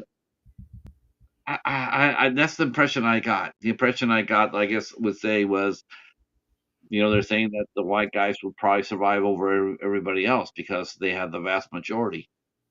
Mm. Very interesting, and I kind of had that thought when it was over. But and then you mentioned that last final shot where we saw the camera of different survivors of different experiments. So it's like it could be really interesting if there were a part two. Sadly, I don't think we're ever going to get a part two. But if there were, we could dive a little bit deeper into it. All right, Mr. Pat, I'm gonna go ahead and get ready to end this. And Mika says yes, the ending definitely leaves it open for that. We're talking about a sequel, and that much is true. Patrick, if you don't mind, let the people know where to find you and anything you want to tell them about your channel. I'm going to give you the entire floor. Go for it, my man. Um, so I'm Patrick. I run the Have Cheetah Wheel View channel. Though my name there says IFC Midnights because I'm the what I'm going to talk about right now. We do a show on the last Sunday of every month. Me and Ben Cadaver Club, Mary Wilson, and Hor with Haas, and myself. We pick out and watch a IFC film every Sunday on the last Sunday of every month, and we really would love to see you there. The show rotates. What we do is that everybody gets to pick out a film, and whoever gets to pick out a film hosts the show. I host for myself and for Mary Wilson, then Haas, and then like who's going to be hosting this month, and then next month Ben will be hosting, and we talk about movies from IFC. There are a lot of great movies there. We really have not had a really bad movie for IFC. We've done like 34, 33, or 34 movies. We have not had a single movie that we would call bad. We have watched several great films, tremendous films, and we would welcome you guys to come out and hang out with us while we do our deep dives. And yeah, if you have any questions about when the show starts or the movie that we'll be watching, just contact me. You can contact me on my Instagram page, Have Cheetah Will View, and let us ask me when the show is on. I'll let you know. All right. Of course, links to YouTube, his YouTube and Instagram are in the description of the video, especially if you're catching it on replay. If you are not subscribed to Patrick's channel, go check it out and then decide to subscribe if you like it. And I'm pretty sure you'll like it. And while you're here, if you're watching the replay or if you're in the chat and not subscribed to me, go ahead and check out more stuff of my channel. And if you love it, if you like it, subscribe and definitely subscribe to each other down there who did watch us live and are in the chat because a lot of great content creators who are either here now or came through during the show, and I appreciate every one of you guys. We do have just a couple of people. Got Corey saying thank you both, and It's a great show. yes, It's a Mika's great show. got I some. love this series. Yes, thank you. And great conversation. Subscribed. Thank you very much. I'm telling you, she subscribed to you because she's already subscribed to me, so she's subscribing to you. You are getting ready to hit 500 here. I'm going to see. We're going to have to see. We're going to have to do something about that. Yes, 450 500 mark. something. So hopefully we'll get there soon. IFC has some good ones. And yeah, I'm caught up with the chat, guys. As far as what's coming up on my channel, I've got a few videos in the can. I just need to get to editing. And some of you know, a lot of you know that I'm actually a school teacher by day. This is the time of year when we're doing crunching for testing. So I've got videos in the can, but I just haven't been able to edit them yet. Hopefully, I'll get some of them out here in the next week or two, especially the video that I talked about earlier with Steve. And then I had some things come in that I did want to show off. The Crow Steelbook actually came in. Cross my fingers. I haven't opened it yet, so cross my fingers that it's in good shape. But that's all I have for you guys. Thank you for showing up tonight, and I will catch you guys on the next one. Bye bye, guys.